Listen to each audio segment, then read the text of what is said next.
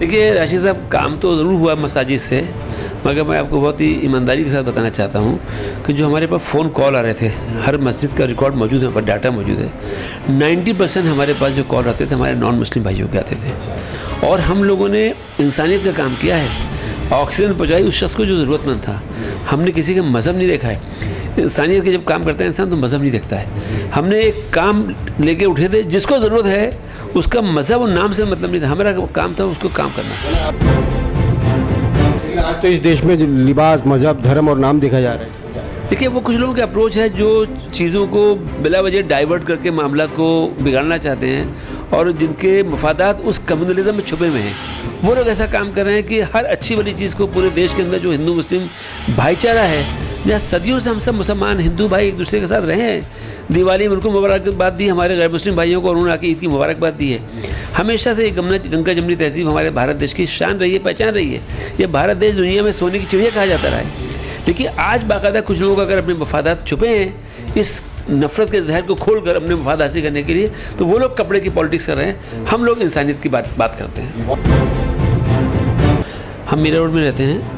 हमारे मुस्लिम इलाके में नया नगर में एक पुलिस स्टेशन, जो अभी थोड़ा दूसरी जगह चला गया, नया नगर पुलिस स्टेशन था पहले। यहाँ पर हमने देखा सुबह से शाम तक जब भी निकलना होता था कि यहाँ पर बुर्का पोश ख़वातीन खड़ी हैं। सुबह देखिए, दोपहर में देखिए, शाम को देखिए, रात को देखिए, जवान लड़कियाँ बेचारी बुर्का पोश खड़ी हैं। कोई शादी को 15 दिन बाद, 2 साल 2 महीना हुआ, 4 महीने। हमने तहकीक की, मालूम हुआ कि भाई आखिर ऐसी क्या बात है कि मुसलमान औरतें इतनी ज़्यादा पुलिस स्टेशन में क्यों आ रही हैं। सीनियर इंस्पेक्टर से मुलाकात की, तमाम लोगों से मालूमात की, तो पता ही चला राशिद साहब। फिर मामला अगर आपस में समझ बूझ से हो गया हल, ये तो फिर काजी साहब भी काउंसलिंग करते हैं। काजी साहब को भी लगा कि मामला काउंसलिंग से हल होने वाला नहीं है और अगर ये मामला खुला होने वाला है तो फिर काजी साहब खुला करेंगे। जिस खुला के लिए उनको 2 साल धक्का खाना पड़ता है कोर्ट में, जहाँ पर उनका लाखों रुपया खर्च होता है। एक फैमिली का अगर 1 लाख रुपये समझिए और दूसरी फैमिली का 1 लाख रुपये समझिए और 2 साल का वक्त, तो एक फैमिली का 2 लाख रुपये। अभी हमारे पास 400-450 केसेस आ चुके हैं। 3 चूँकि दारुल क़ज़ा में न किसी का फेवर किया जाता है, न किसी से हम लोग ऑब्लाइज होते हैं। हम हमारा काम अल्लाह वास्ते करते हैं, उसके उसूलों के मुताबिक काम होता है। किसी पार्टी की फेवर नहीं करते, चाहे पहचान वाला हो चाहे ना पहचान। सबसे ख़तरनाक बात यह है कि फेसबुक और व्हाट्सएप और सोशल मीडिया के ज़रिए रिश्ते तय होते हैं और वो रिश्ते तय होने के बाद मालूम होता है कि जो इतना हसीन तरीन दूल्हा था, बाद में निकलता है कि वो डब्बा है खाली, उसमें कुछ है ही नहीं। जो लड़का या लड़की फेसबुक में इतना प्रोफाइल इतना हाई दिखाते हो कि वो लड़कियां बहक जाती है, ऐसा लगता है। ये हो रहा है। हम लोग एक्चुअली क्या है, अगर माँ बाप अपने बच्चों की परवाह नहीं करेंगे। परसों मुझे मालूम हुआ, एक साहब ने भाईंदर ने बताया कि लड़की 18 साल की थी, फॉर्म भरने गई TY BCom का, और वो लड़की अभी तक घर वापस नहीं आई, 15 दिन हो गए अभी तक। ऐसे कितने केसेस हो रहे हैं। तो अगर माँ बाप अपनी, तो मामला कंट्रोल के बाहर है। बाकायदा कुछ लोग लगे हैं, कुछ दरिंदे लगे हुए हैं मुस्लिम बच्चियों को जो वरगलाने के लिए। इसके लिए मुस्लिम पेरेंट्स को बहुत ज़्यादा सिंसियर होना पड़ेगा और बच्चियों की जिम्मेदारी लेना पड़ेगा उनको। जैसे कि आप, फिर वो हमदर्दी का इज़हार करता है, फिर वो मदद होती है, फिर उसके बाद मामला दोस्ती बनता है, फिर शादी होती है, फिर इर्तिदाद होता है, और उसके बाद में उस लड़की की जान भी चली जाती है। जबकि इन मुस्लिम लड़कियों को समझना चाहिए कि ये तो व्हाट्सएप का ज़माना है, सोशल मीडिया का ज़माना है। ज़ाफ़रानी तंजीमें बुलंद बांग तरीके से ऐलान कर रही है कि हम अपनी मुस्लिम लड़कियों को अपने घर की बहू बेटी बनाएंगे और जो लड़का शादी करके आएगा उसको इनामात देंगे। ये क्या लड़कियाँ देख नहीं रही, उनको दिखना नहीं चाहिए, उनकी आँखें खुलनी नहीं चाहिए। मुझे लगता है कि बच्चे बहुत कीमती हमारे, ये हमारा फ्यूचर है। अगर इन बच्चों को आपने सही तालीम तरबियत की तो यकीन जानिए कि हमारा समाज बहुत पावरफुल हो सकता है। तो हमने इस बात को समझा है और अल्हम्दुलिल्लाह हमने एक बहुत म्यारी तालीम का निज़ाम कायम किया है और हमारा मिशन ये है कि उम्मत का एक बच्चा ये लीडर बनेगा पूरी कौम का, न सिर्फ एक मुसलमानों के लिए बल्कि पूरी इंसानियत के लिए रहबर बन के लोग खड़े होंगे। बहुत सारे केसेस हमने देखे हैं और मैं कहूँगा अजीब व गरीब किस्म के भी केस हमारे सामने आए हैं। मियाँ बीवी के डिस्प्यूट है या वालिदैन और औलाद में भाई भाई के झगड़े तनाज़े, और कुछ ऐसे मामलात भी आए हैं कि जो मैं यहाँ पर नहीं बताना चाहूँगा और आप सुन के हैरान भी होंगे, और इससे यही पता चलेगा कि हमारा मुस्लिम माशरा कहाँ खड़ा है। और हमारे आप सभी नाजरीन का इस्तकबाल है। मैं आपका दोस्त राशिद अजीम एक और अहम शख्सियत के साथ। आज की शख्सियत है मिली समाजी तालीमी शख्सियत, जो कि बहुत सारी तंजीमों से जुड़े हुए हैं मिल्लत के लिए बहुत नुमाया खिदमत अंजाम दी है। और इस वक्त हम मौजूद है all India Muslim Personal Law Board के दारुल क़ज़ा ऑफिस में, जिसे मीरा भाईंदर दारुल क़ज़ा फाउंडेशन के ज़ेर एहतमाम चलाया जाता है। और यहीं पर हमारी मुलाकात हुई डॉक्टर अज़ीमुद्दीन साहब से। डॉक्टर अज़ीमुद्दीन साहब वो शख्सियत है जिन्होंने कोरोना काल के दौरान, कोविड-19 के दौरान, इस 1.5 साल के अंदर पूरे बम्बई शहर में ऑक्सीजन के सिलेंडर को जो है सप्लाई किया, यहाँ से वो सेंटर चलाए। और मैं आपको नाज़रीन बताऊं कि डॉक्टर अज़ीमुद्दीन साहब की अहलिया कोविड-19 का शिकार थी, लेकिन डॉक्टर अज़ीमुद्दीन साहब जो है मुसलसल ये खिदमत अंजाम दे रहे थे। कोविड-19 के दौरान सिलेंडर पहुँचाने का काम कर रहे थे और बहुत ही मुश्किल मराहिल से गुजरे। और आज यहाँ पर दारुल क़ज़ा All India Muslim Personal Law Board के ऑफिस में बेशुमार ऐसे घरों को टूटने से बचाने का काम, दिलों को टूटने से बचाने का काम, यहाँ पर जो शादीशुदा ज़िंदगियाँ हैं बहुत सारे फैमिलीज़ की, उसको हल करने का यहाँ काम किया जाता है इस दारुल क़ज़ा में। और इन्हीं सवालात के साथ में बहुत सारे ऐसे और भी सवाल आएंगे जो हम डॉक्टर अज़ीमुद्दीन साहब से करेंगे। डॉक्टर अज़ीमुद्दीन साहब, आपका आमना सामना मीडिया में इस्तकबाल है। शुक्रिया। डॉक्टर साहब, जैसे कि मैंने जिक्र किया अपनी बात में, तो मैं आऊँगा दारुल क़ज़ा के यहाँ की जो खिदमत है उस पर तो मैं आऊँगा बाद में, और वो भी मैं आपसे जानना चाहूँगा कि किस तरह से यहाँ पर ये निज़ाम चलता है। लेकिन उससे पहले कोरोना काल के दौरान, कोविड-19 के दौरान आप लोगों ने जो खिदमत अंजाम दी है उस पर मैं आपसे जानना चाहता हूँ किस तरह से थी। दरअसल कोरोना जब आया था तो उस वक्त ऐसा लग रहा था कि हर आदमी बड़ा बेबस और परेशान है।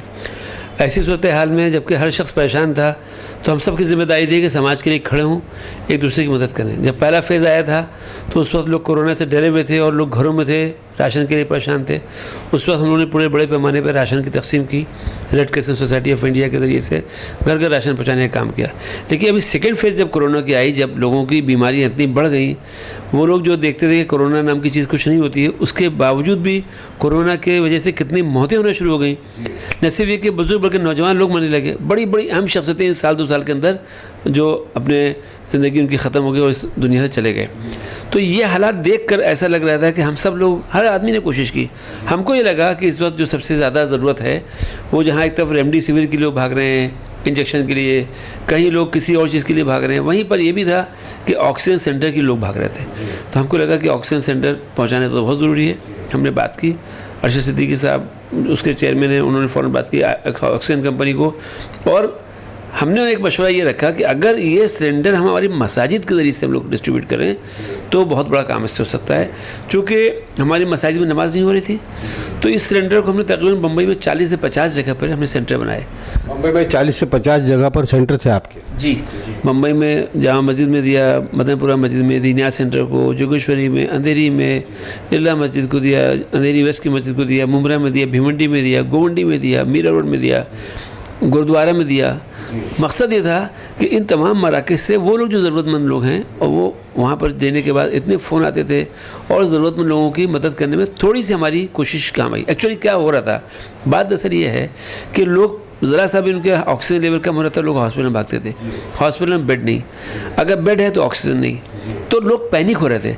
हमारा मकसद ये था कि हम बहुत बड़ा काम नहीं कर रहे हैं, लेकिन छोटी सी कोशिश ये कर रहे थे कि अगर घरों में रहकर लोग अपने डॉक्टर से दवा कर रहे हैं और ऑक्सीजन लेवल कम होने के बाद अगर उनको 5-10 लीटर ऑक्सीजन की ज़रूरत है, तो अगर उनको मदद मिल जाए घर पे, तो वो लोग जो पैनिक होकर हॉस्पिटल भाग रहे हैं उससे बच सकें और घर पर रहकर उनकी मदद की जाए, ताकि वो लोग अपनी ज़िंदगी जो अल्लाह ने उनको दी है वो सर्वाइव कर सकें।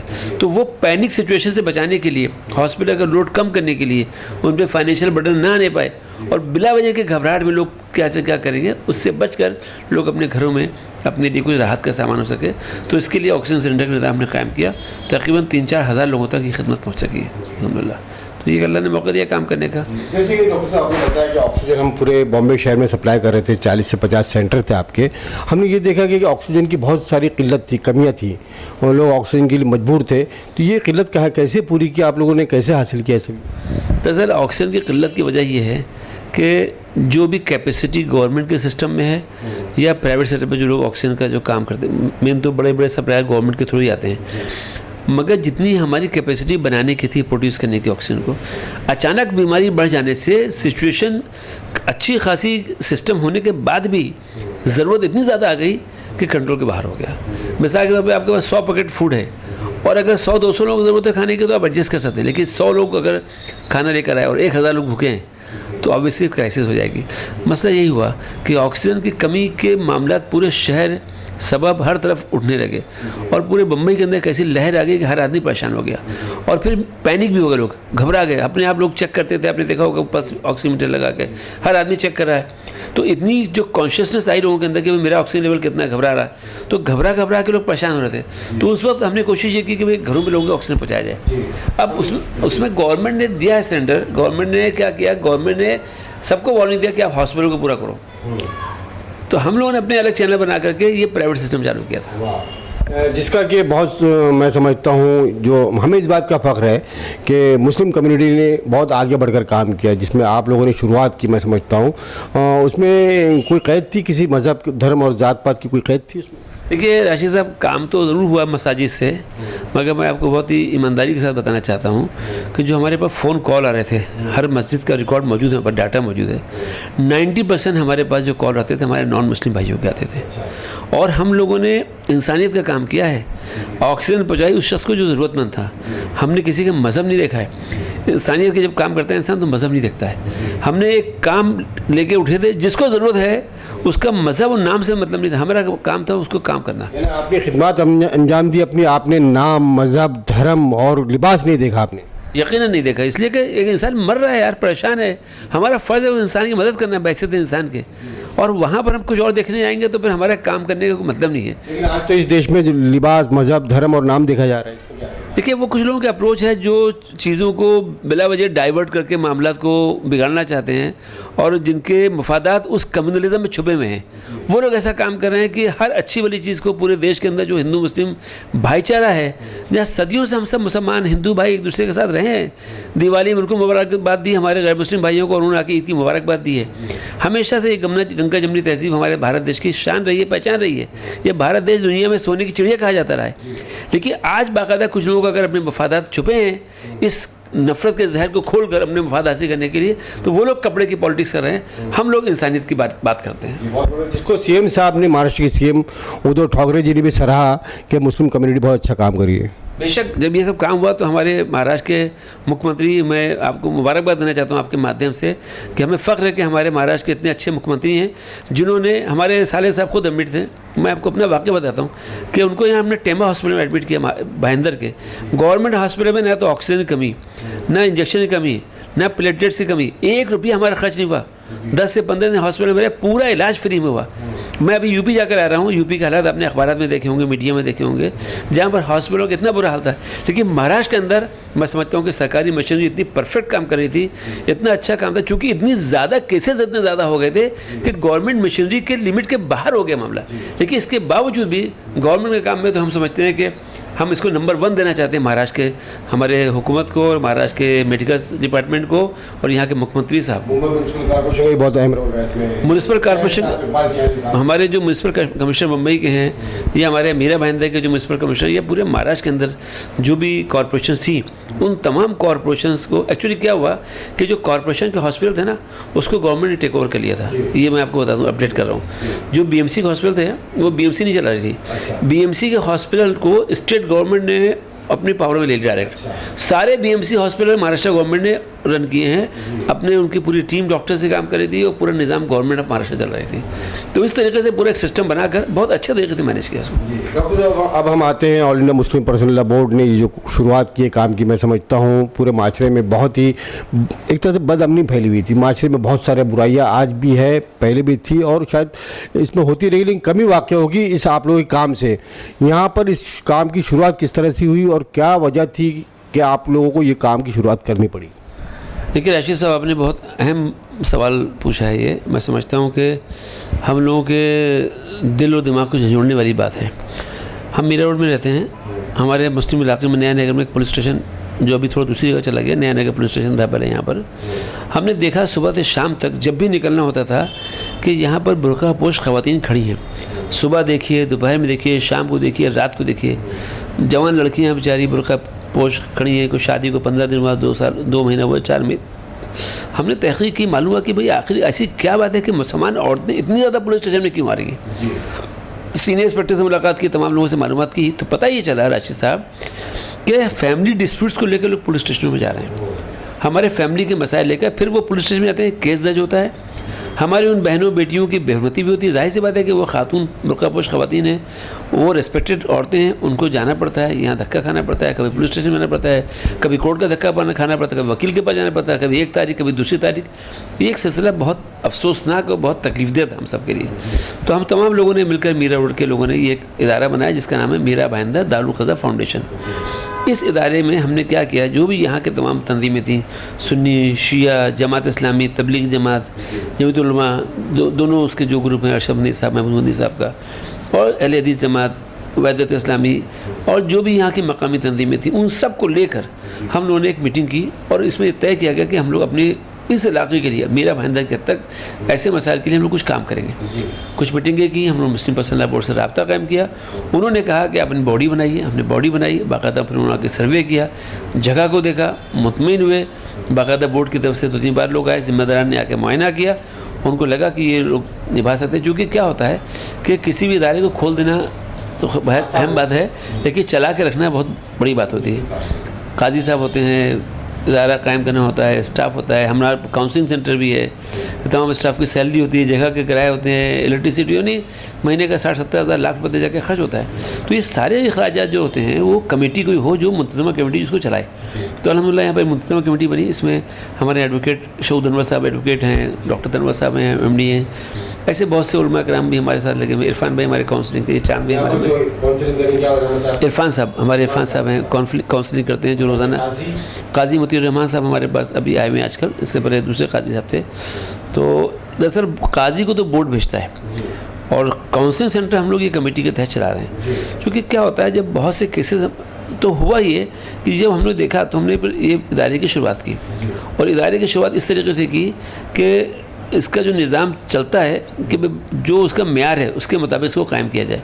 जब मेयार के मुताबिक काम शुरू किया तो हमको भी ये लगा कि यहाँ पर जो हालात हैं, इन हालात में मतलब ये कि मामलात बहुत ज़्यादा हैं, और हम भी चाहते थे कि मामलात को, देखिए कोर्ट में जाता है मामला आदमी आर पार करने के लिए, लेकिन आर पार करने के पहले की एक स्टेज होती है काउंसलिंग। तो दारुल क़ज़ा शुरू करने से पहले हम लोग काउंसलिंग शुरू कर दी यहाँ पर। तो काउंसलिंग में क्या होता है कि फैमिली आती है, एक फैमिली को लड़की वाले आते हैं, बात करते हैं, अपनी उनकी तकलीफ होती है, सुनते हैं। आज के तारीख में राशिद साहब इतने मसरूफ़ ज़माने में किसी को फुर्सत नहीं कि आपसे 10 मिनट बैठ के आपका दुखड़ा सुन सके।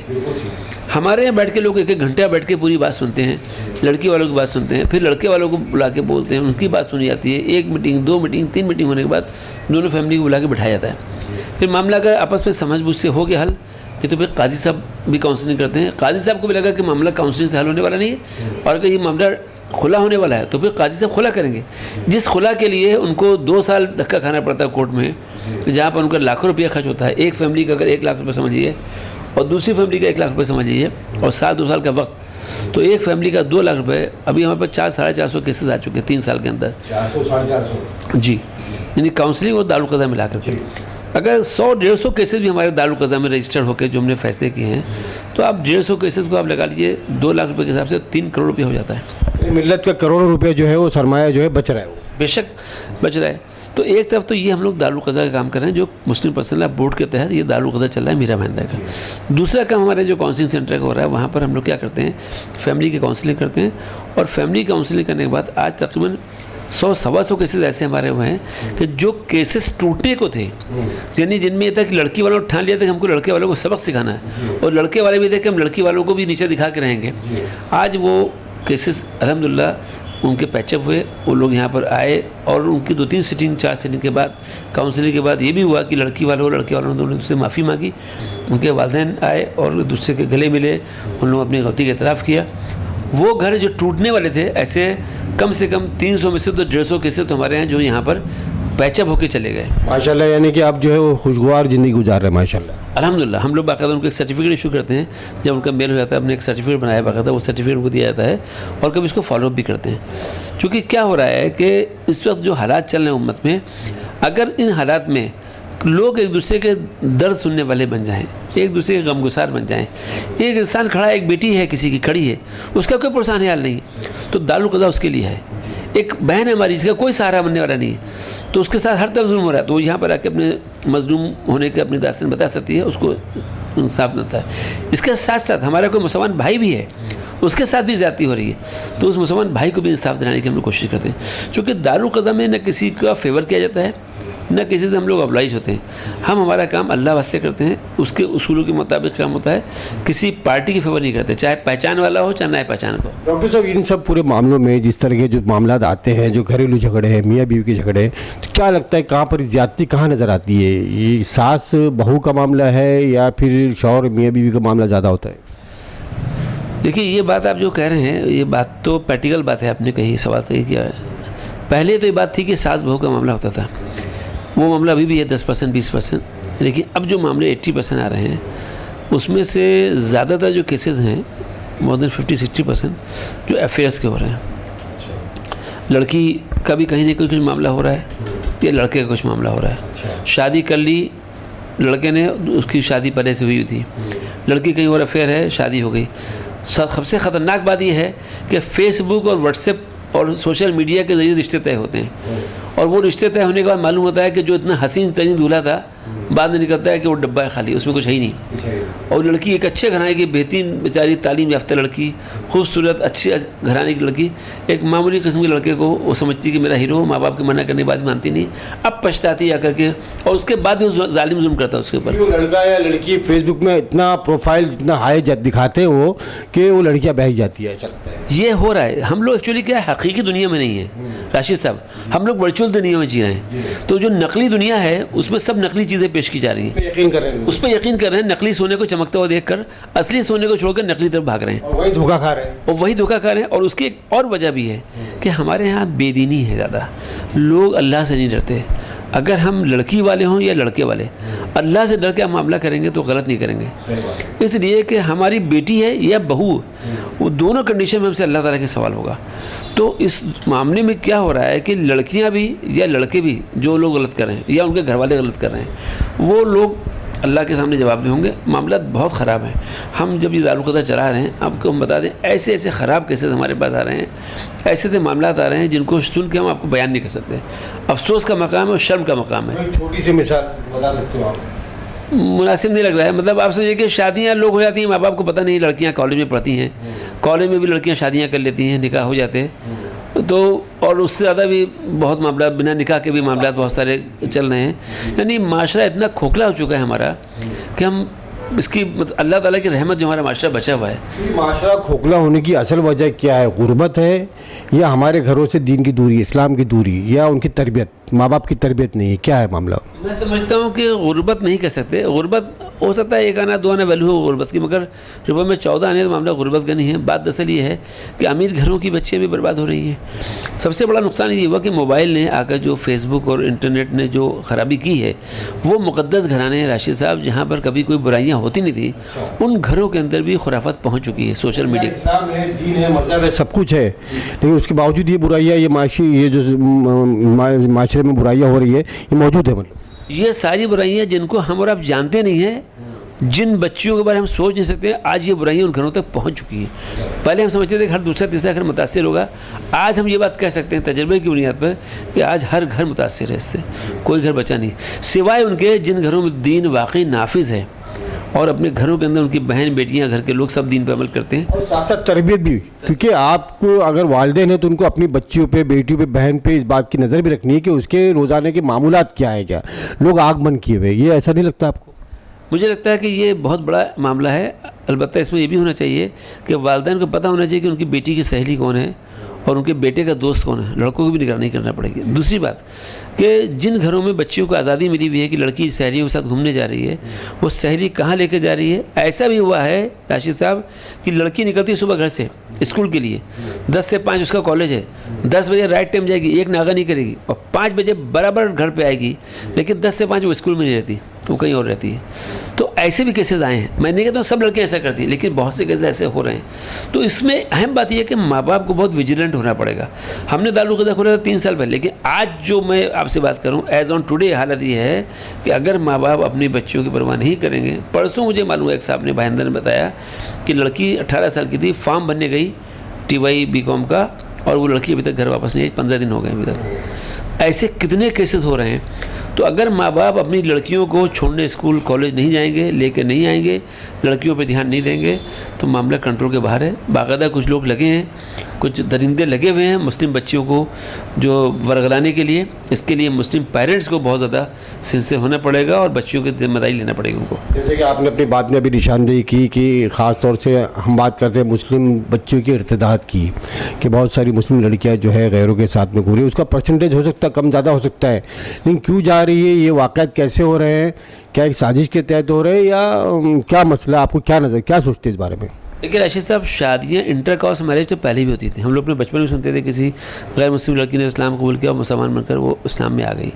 लव अफेयर होते थे, इक्का दुक्का कुछ बच्चियाँ इस्लाम कबूल करती थी समझ के भी इस्लाम को। ऐसा भी हुआ है, दावत काम किया, इस्लाम समझाया, उन्होंने कहा कि भाई मैं शिर्क और शिर्क और कुफ्र से तौबा करती हूँ, मैं एक अल्लाह की बंदगी में आता हूँ। ऐसी भी वाक़यात में बड़ी फहरिस्त सामने आ रही है मुस्लिम लड़कियों की जो गैरों के साथ में जाके वो शादी करी है। ये आपने जो बात कही, ये अब जो नया मामला आ रहा है ये तो पूरी साजिश है बाकायदा। ये पूरी साजिश है बाकायदा मुसलमान बच्चियों को बरगलाने के लिए, उनको बहकाने के लिए, उनके ऊपर प्यार का एक नाटक करने के लिए। हाँ, और पूरा काम हो रहा है। तमाम कॉलेजेस के बाहर लड़के हैं। और दूसरी बात ये जो मुस्लिम बच्चियाँ जो सिम कार्ड लेने जाती हैं, वहाँ नंबर मिल जाता है उनका, ज़ेरॉक्स कराने जाती है किसी गैर मुस्लिम दुकान पे, वहाँ उनको ज़ेरॉक्स मिल जाता है। इस तरीके से किसी न किसी वहाँ नंबर मिलता है, फिर फ़ोन आना चालू होता है, फिर वो हमदर्दी का इज़हार करता है, फिर वो मदद होती है, उसके बाद मामला दोस्ती बनता है, फिर शादी होती है, फिर इर्तिदाद होता है, और उसके बाद में उस लड़की की जान भी चली जाती है। जबकि इन मुस्लिम लड़कियों को समझना चाहिए कि ये तो व्हाट्सअप का ज़माना है, सोशल मीडिया का ज़माना है। ज़ाफ़रानी तंजीमें बुलंद बांग तरीके से ऐलान कर रही है कि हम अपनी मुस्लिम लड़कियों को अपने घर की बहू बेटी बनाएंगे और जो लड़का शादी करके आएगा उसको इनामात देंगे। ये क्या लड़कियाँ देख नहीं रही, इनको दिखना नहीं चाहिए, इनकी आँखें खुलनी नहीं चाहिए? मुझे लगता है कि हमारी मुस्लिम बच्चियों की तरबियत की कमी है। उन्होंने इस्लाम को सही मायने में समझा नहीं है, बल्कि उनके वालिदैन की भी तरबियत की कमी है। जबकि कुरान हमको कहता है कि अगर तुम्हारे रिश्ते के मामले में कि मुस्लिम ग़ुलाम बेहतर है मुस्लिम उस आज़ाद से, और मुस्लिम गैर मुस्लिम लड़की जो है अगर वो जो है वो शहज़ादी है उससे बेहतर है जो मुस्लिम लड़की जो है गैर मुस्लिम लड़की से बेहतर है वो मुसलमान लड़की। तो कुरान ने हमको इसमें रहनुमाई की है, मुसलमान लड़कों के लिए मुसलमान लड़कियां और गैर मुस्लिमों के लिए गैर मुस्लिम लड़कियां। हमारे यहाँ क्या हो गया है कि हम लोग इतने जो कैरियर और दुनियावी चीज़ें और अपने जो नफसानी ख्वाहिशात और जो अपनी जो झूठी शान शौकत, उसके लिए हम सब कुछ बेचने को तैयार है, ताकि ईमान बेचने को तैयार हैं। तो एक तो उनकी तरबियत नहीं हुई है, और दूसरी बात ये कि उनको भी इस गलत माहौल में रहते रहते उनको भी उस माहौल को उनको अडॉप्ट भी किया कुछ लोगों ने। कुछ बच्चियाँ मजबूर हुई हैं, कुछ बच्चों के साथ धोखा हुआ है, और कुछ बच्चों की तरबियत ना होने की वजह से उनको लग ही नहीं रहा कि मैं कितना बड़ा जुर्म कर रही हूँ। आप सोचिए कि बच्ची जिसने कलमा पढ़ा ला इलाहा इल्लल्लाह मोहम्मद रसूलुल्लाह, और वो बच्ची कुफ्र करती है, इससे बड़ा हमारे लिए शर्म की बात क्या है? पूरे मुस्लिम माशरे के लिए शर्म की बात है। एक वाक़या नहीं है ये, हम सब के लिए, हमारे लिए डूब बनने की बात है कि हमारे समाज में आज हज़ारों, कितनी 20,000 बच्चियाँ से ज़्यादा पूरे, आप देखिए पूरे इंडिया का रिकॉर्ड उठा दीजिए। महाराष्ट्र में नहीं, यूपी, बिहार, बंगाल, साउथ महाराष्ट्र, पूरा केरला, ये साउथ इंडिया, केरला, कर्नाटका, तमिलनाडु, कौन सा स्टेट बचा है जहाँ पर नहीं हो रहा है? पूरी साजिश, पूरा एक प्लान है, और उस प्लान के तहत हमारी बच्चों को टारगेट किया जा रहा है। कहीं ना कहीं पूरी तरह से हमारी बच्चियों की या मुसलमानों के ईमान खतरे में नज़र आता है क्या? मैं समझता हूँ ईमान भी ख़तरे में है, और हम सब लोगों को अगर हम ध्यान नहीं देंगे तो आने वाला टाइम और टफ टाइम होगा। अभी भी हमारी आँख खुल जाना चाहिए। जहाँ एक तरफ मिली तंजीमों की जिम्मेदारी है, हमारी मसाजिद से तक़रीर होनी चाहिए। मुस्लिम पर्सनल बोर्ड ने बाकायदा इस पर एक आर्टिकल शाये किया है, मौलाना उमरान रहमानी साहब का एक मजमून भी आया है इस पर। मगर इसके साथ साथ हर वालिद की जिम्मेदारी, हर वालदा की जिम्मेदारी है कि अपने घर की चार दीवारी को मजबूत करे। डॉक्टर साहब, आपको लगता नहीं कि मुस्लिम पर्सनल लॉ बोर्ड ने तो एक आर्टिकल जारी किया, लेकिन इससे बात पूरी नहीं होती है? हमें ऐसा लगता है कि जिस तरह से आप यहाँ काउंसलिंग कर रहे हैं, मोहल्ले मोहल्ले जाके, मसाजिद में, यहाँ वहाँ जाकर जो है इस पर काम होना चाहिए, आपको ऐसा लगता है? सर, बहुत अच्छी बात आपने कही है राशिद साहब। ये जो काम यहाँ हो रहा है मीरा भाईंदर में, मैं समझता हूँ कि हर ज़िले और हर तालुका प्लेस पर अगर ऐसे सेंटर कायम कर दिए जाएँ, आप सोचिए कि हमने 400-450 केस हमारे पास ऐसी बहनें आती हैं कि तलाक शुदा होकर आती हैं, उनके माँ बाप भी नहीं पुरसाने हाल, शौहर भी छोड़ चुका है, उनका कोई पुरसाने हाल नहीं होता। ये तो एक काम ये हो गया। मैं ये इस पे कहना चाहूँ, जो मुस्लिम लड़कियाँ इर्तिदाद का शिकार हो रही है, दूसरे मज़हब में जा रही है, दूसरे गैर कौमी लड़कों के साथ में निकाह, मतलब शादियाँ कर रही है, कोर्ट मैरिज कर रही हैं, तो इसके लिए तो बाहर निकलना होगा ना, इलाकों में निकलना होगा। बिल्कुल, इसके लिए बाहर निकलना। हमारे पास पूरी टीम बनाई हम लोगों ने। ये हमारे चांद भाई इस पे काम करते हैं, आपको बताएंगे कुछ कि जब भी हमने कहीं जो लिस्ट छपती है गवर्नमेंट की तहसील ऑफिस में कि भाई इतनी बच्चियाँ जो है इनके निकाह हिंदू के साथ शादी होने वाली है, तो हमारी टीम वहाँ जाती है घर घर। अभी भी एक केस करके आ रहे हैं। हम लोग रोज़ाना इस पर काम कर रहे हैं, पूरी टीम हमारी काम कर रही है। जहाँ हमने एक तरफ ख़वातीन को मीटिंग बुलाई थी पिछले दिनों, 2 हफ्ते पहले, तमाम स्कूलों के प्रिंसिपल्स को उनको कहा था कि आप बच्चों को तरबियत कीजिए तालीम के साथ साथ, और उनको बेदार कीजिए कि उनको कोई नौजवान भेड़िया धोखा न दे सके, उनको इन भेड़ियों से बचाया जा सके। जी डॉक्टर साहब, आगे तो बात हुई मुस्लिम पर्सनल लॉ बोर्ड की और दारुल क़ज़ा की, उससे पहले हमने कोविड पे बात की। आप मिली समाजी तंजीमों से बहुत जुड़े रहे, आपने बहुत काम किया, लेकिन अचानक आप तालीमी मैदान में आए। आज आप कई स्कूलों की सरबराही कर रहे हैं, स्कूल चला रहे हैं, आखिर क्या वजह हुई इस तरफ आने की? देखिए, हम लोग नाला सुपारा में जब काम कर रहे थे रिलीफ का काम, तो उस दौरान हमको ऐसे बच्चे मिले नाला सुपारा ईस्ट संतोष भवन में, जो बच्चे 12 साल 15 साल की बच्चियाँ हो गई थी, उनको कलमा तक नहीं मालूम था, नमाज नहीं मालूम, ABCD नहीं मालूम। तो हम लोग को लगा कि हमको तालीम के मैदान में आना चाहिए। हमारी लाइन तो मेडिकल लाइन की थी, तो हबीब पटेल साहब जिन्होंने हमारी मदद की, खालिद करारी साहब, उनका जगह देता हूँ, हबीब भाई ने कहा मैं पैसे देता हूँ, और आज भी वो हर महीने हमको मतलब हाँ दे रहे हैं। हर महीने पिछले 7 साल से हर महीने हम लोग तकरीबन लाख से 1.5 लाख रुपए खर्च करें वहाँ पर। और वो गरीब बच्चे जो कहीं ना कहीं जाके छोटी बड़ी दुकानों पे काम करते थे, गलत चीज़ों में इन्वॉल्व हो रहे थे, उन तमाम बच्चों को ला करके तालीम का सिलसिला शुरू किया। और आज नाला सुपारा में मोहम्मदी उर्दू इंग्लिश स्कूल के नाम से ये स्कूल हमारा चल रहा है। 7 से 8 साल हो गए, अभी तक 4-5 बैच हमारे 10वीं पास करके निकल चुके हैं। वो बच्चे जो समाज के लिए लायबिलिटी थे, आज वो बच्चे अल्हम्दुलिल्लाह एसेट बन चुके हैं। वो कुरान पढ़ते हैं, इंग्लिश बोलते हैं, मराठी आती है, हिंदी आती है, और अल्हम्दुलिल्लाह वो बच्चे अब ख़ुद अपने तौर पे अपने कारोबार, नौकरी और सब कर रहे हैं। तो इस तरीके से हम जो है हमारा ये शिफ्टिंग हुई मेडिकल लाइन से एजुकेशन की तरफ। फिर एक दूसरा स्कूल था नाला मराठ में, वो बंद होने को जा रहा था, Pathanwadi Urdu primary school, Pathanwadi Urdu high school. अच्छी टीचर्स थी, अच्छा स्टाफ था, लेकिन मैनेजमेंट नाम की कोई चीज़ नहीं रह गई थी। उसको हमने फिर जाकर देखा, उसको टेक ओवर किया, और वो स्कूल भी हम चला रहे हैं। वो भी मतलब आप लोगों की निगरानी में चल रहा है? जी, मैं उसका भी चेयरमैन हूँ। और तीसरा स्कूल हमने शुरू किया है मीरा रोड में, जेम्स स्कूल ऑफ एक्सेलेंस के नाम से। एक ऐसा स्कूल है जो हमने खुद ब्रांड बनाया है। यानी लोग बोलते हैं बड़े बड़े ब्रांड स्कूल हैं, यहाँ गैर मुस्लिमों के नामची स्कूल हैं, क्रिश्चियंस के, RSS के। अल्हम्दुलिल्लाह मुसलमानों का ये स्कूल मीरा रोड में पहला स्कूल है जहाँ पर CBSE की एजुकेशन दी जा रही है। इंग्लिश बहुत म्यारी एजुकेशन है इंग्लिश की, और अरबी ज़ुबानी पढ़ाई जाती है, इस्लामिक स्टडीज़ पढ़ाई जाती है बच्चों को, और अच्छी म्यारी तालीम दी जा रही है। हम किसी की कॉपी नहीं कर रहे हैं, हम खुद एक ब्रांड हैं। हमने एकदम हाईटेक रखा है स्कूल को, और अल्हम्दुलिल्लाह मीरा रोड का सबसे अच्छा और सबसे ज़्यादा हाईली डेवलप्ड और हाईली एडवांस स्कूल है। मीरा रोड के वो जो doctors, advocates, engineers, professors, lawyers, बड़े बड़े जो बिजनेसमैन हैं, वो सारे लोग अपने बच्चों को जो बड़े बड़े स्कूलों में डालते थे, उन्होंने अपने बच्चों को वहाँ से निकाला है और जेम्स स्कूल ऑफ एक्सेल में हमारे यहाँ डाला है। मैं स्कूल का चेयरमैन हूँ, और अल्हम्दुलिल्लाह यहाँ पर हम लोग ये काम कर रहे हैं। माशाल्लाह अल्हम्दुलिल्लाह। यानी कि आपके स्कूल जो चल रहे हैं वो इस्लामी माहौल में जदीद तकाज़ों को, जदीद तालीम के भी उसको पूरा कर रहे हैं मतलब? जी बेशक, चूँकि असल क्या है, देखिए, अगर आप जदीद तालीम के साथ साथ बच्चों की तरबियत नहीं करेंगे, आप बचपन में बच्चियों को हाफ़ कपड़े पहनाएंगे और बड़ी होने के बाद उम्मीद करेंगे कि वो बच्ची बुर्का पोश हो जाए और उसको हम तरबियत करेंगे, तो अचानक चेंज नहीं आएगा। बचपन से ही जहन में इस्लाम डालना पड़ेगा, बचपन से ही बताना पड़ेगा कि तुम्हारी कदरें क्या हैं, माँ बाप का एहतराम करना है, झूठ नहीं बोलना है, आपको सर पर दुपट्टा रखना है, या लड़के हैं तो आपको गाली नहीं बकना, किसी की चीज़ नहीं चुरानी है। ये छोटी छोटी आदतें जो सुन्नतें हैं हमारे, उन सुन्नतों पर अमल करना है और बच्चों की तरबियत करेंगे।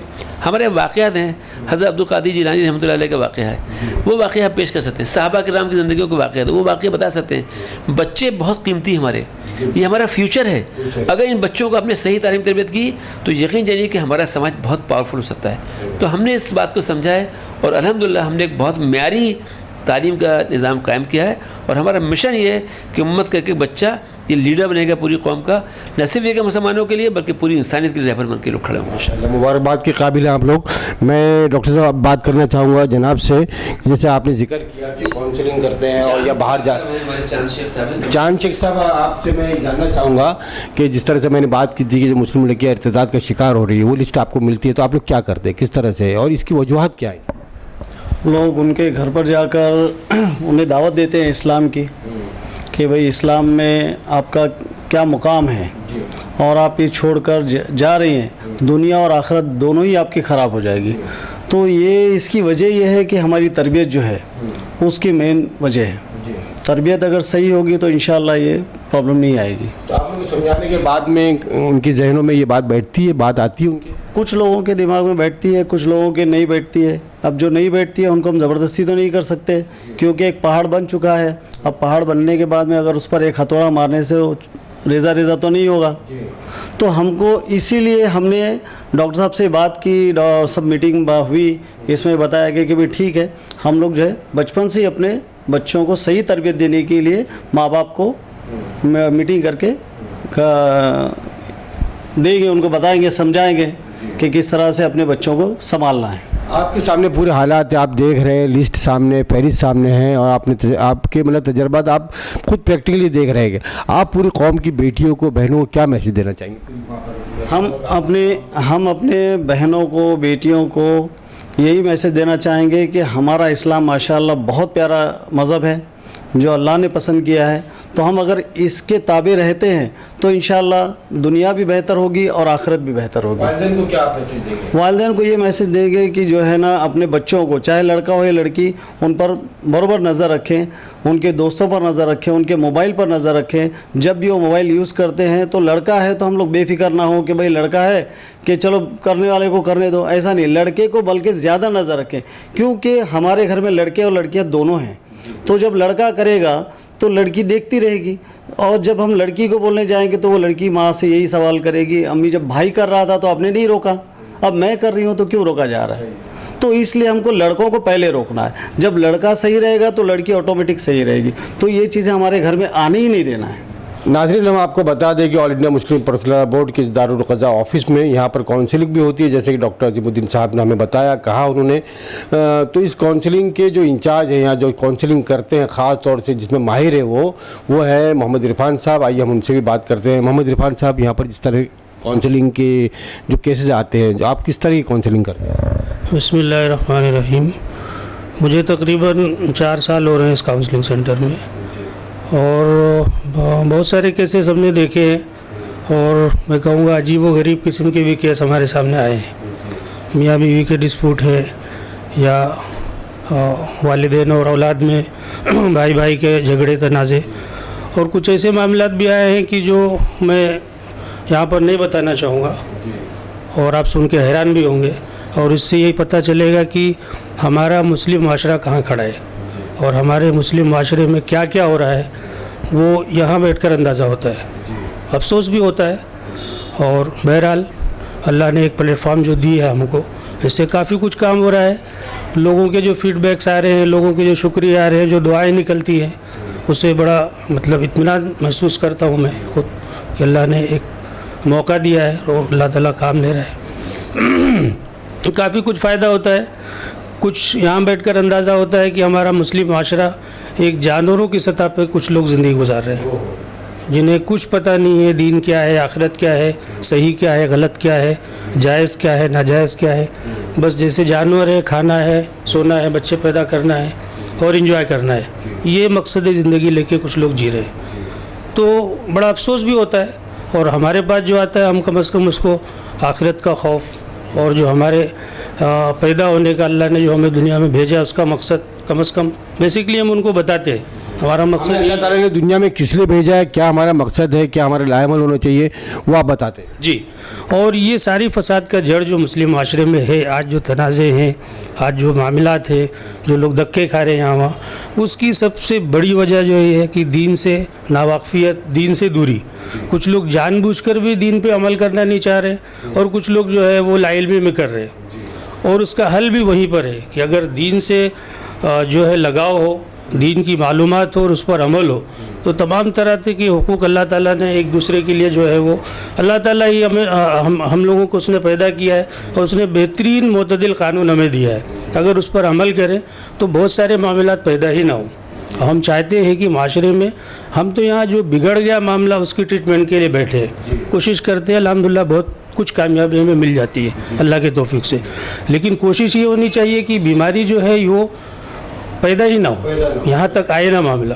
उसके लिए इस्लाही माशरा का काम जो है वो ज़िम्मेदारान को करना चाहिए मेरे हिसाब से, और दीन की वाकफियत, बेदारी इस ताल्लुक़ से पैदा करनी चाहिए, ताकि लोग जो है वो अपने हुकूक को पहचाने और उसको अदा करने वाले बने, ताकि दुनिया में भी उन्हें सुकून मिले और मरने के बाद आखिरत में भी वो कामयाब हो। ये बुराई इतनी फैली हुई है मोहम्मद इरफान साहब कि जैसे कि आप यहाँ से काउंसलिंग कर रहे हैं, आपके केसेस आते हैं, तो क्या ये इस तरह के मराकज़ हर इलाके में, मुस्लिम इलाकों में होना चाहिए? होना चाहिए। कम अज़ कम मैं समझता हूँ यहाँ बैठने के बाद भी कुछ लोग ऐसे आते हैं कि जिनको सिर्फ रहनुमाई की गाइडलाइन की ज़रूरत होती है। उन्होंने पता ही नहीं होता उनको कि क्या करना चाहिए, हमें पुलिस स्टेशन जाना चाहिए, वकील के पास जाना चाहिए या मुफ्ती के पास जाना चाहिए या क्या करना चाहिए इस मामले में। तो उनकी रहनुमाई कर देते हैं, वो बहुत खुश हो जाते हैं कि भाई आपने तो बहुत अच्छी बात बता दी। तो होना चाहिए मुस्लिम इलाके में ऐसे कुछ अदारे, क्योंकि आज लोग सब कुछ कर रहे हैं, ये काम कोई नहीं कर रहा है। अल्लाह ने हमको मौका दिया है और अल्हम्दुलिल्लाह, हाँ जी, ये बात भी सुनने में आई है कम अज़ कम मीरा रोड की हद तक कि कोई भी मसला हो, किसी का कोई मामला हो, लोग यहाँ रेफ़र करते हैं, वहाँ चले जाओ, आपका हल हो जाएगा। इस तरह से ये मामला जो है ये फेमस हुआ है, मशहूर हुआ है हमारा ये काउंसलिंग सेंटर अदारा। और अल्लाह ताला से दुआ है कि इस काम को कबूल करे। हम सिर्फ अल्लाह वास्ते यहाँ बैठे हैं, हमें कोई नाम उम्मीद, कोई नुमाइश और कोई ये मकसद नहीं है। हम तो ये इंटरव्यू देने के हक़ में भी नहीं थे। ये तो हमारी कोशिश थी कि हम चाहते थे कि आप जो काम कर रहे हैं वो एक तहरीक दूसरों तक भी पहुँचे और आपके तजर्बात भी सामने आए। हमने आपसे गुजारिश की कि हम आपसे बात करना चाहते हैं, आप जब राज़ी हुए ये हम ये कह सकते हैं। ये डॉक्टर अज़ीमुद्दीन साहब का भी ये कहना था कि हम मीडिया से बहुत दूर है, हम मीडिया को ज़्यादा बात करते नहीं है, लेकिन ये हमारी गुजारिश थी आप लोगों से कि क्योंकि इससे जब माशरे में एक बात पहुँचेगी तो लोग भी इंशाल्लाह इस काम को शुरू करने की कोशिश करेंगे कि आप लोग उससे उनके लिए उन लोगों के लिए आप मिसाल है, हम समझते हैं ये। तो मैं आप लोगों का शुक्रिया अदा करता हूँ कि आपने हमारी इस गुजारिश को कबूल किया। मैं इरफान साहब ये भी पूछना चाहूँगा कि जो बुराइयाँ हैं घरों में, जो झगड़े होते हैं, तनाज़े होते हैं, मियाँ बीवी के हों या सास ससुर के हो या बाप बेटे के हो या भाइयों के हो, वो किस तरह के होते हैं? वजूहत क्या नज़र आता है? उसकी वजूहत मैंने बताया कि जो दीन से दूरी है और अल्लाह से और आखिरत से जो दिलों में खौफ नहीं है। ईमान का दावा तो करते हैं लेकिन वो आखिरत का खौफ है नहीं कि हमें पुख्ता नहीं है कहीं ना कहीं। एक एक ज़र्रे का जो हिसाब वहाँ होना है, इस बात का जो है इल्म तो है, यकीन की कमी है और अमल नहीं है और इसके लिए मेहनत की ज़रूरत है। हम जो ज़िम्मेदारान हैं, जो जिनको दिलों में मिल्लत का दर्द है या जिनको अल्लाह ताला ने इल्म दिया है, उनका ये फ़रीज़ा है कि ये बात आवाम तक पहुँचाएँ। जो एक जानवरों की सतह पे ज़िंदगी गुजार रहे हैं उन तक पहुंचाना जो है वो हमारी ज़िम्मेदारी है।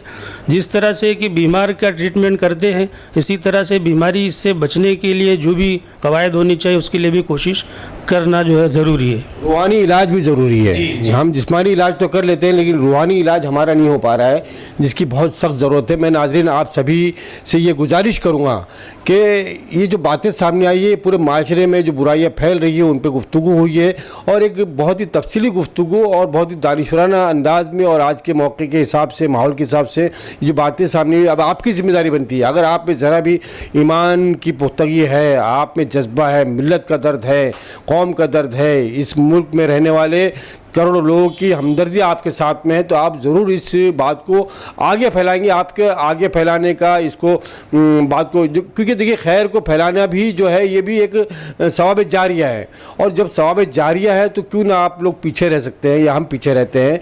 तो हमारी इस बात की कोशिश होनी चाहिए कि हम खैर के कामों को ज़्यादा से ज़्यादा उसकी तशहीर करें, उसको फैलाएँ। तो हमारी गुजारिश है आपसे कि इस वीडियो को ज़्यादा से ज़्यादा शेयर करें। मैं नाज़रीन आप सभी का शुक्रिया अदा करते हुए डॉक्टर अज़ीमुद्दीन साहब का, मोहम्मद इरफान साहब का और चांद शेख साहब का शुक्रिया अदा करता हूं कि उन्होंने हमारे साथ में तफसीली गुफ्तगू की। अल्लाह हाफिज़, जय हिंद, जय भारत। कैमरा पर्सन शाहिन पटेल के साथ आपका दोस्त राशिद अजीम।